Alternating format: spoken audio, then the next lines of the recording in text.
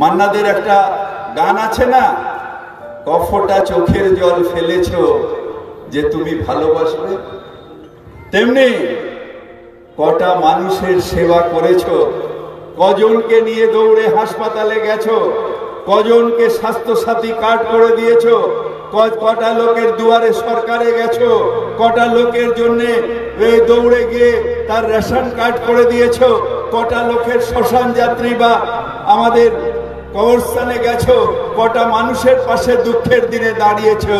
যে বিজেপি তোমাকে বিশ্বাস করবে, তোমাকে বিশ্বাস করে না।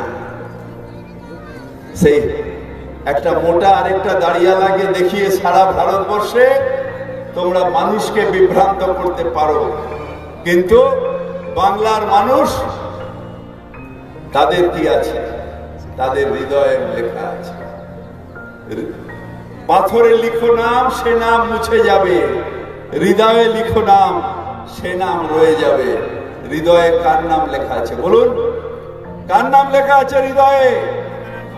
মমতা ব্যানার্জির নাম হৃদয়ে লেখা আছে। সে নাম তো মোদী সাহেব কখনো মুছতে পারবে না, কখনো মুছতে পারবে না।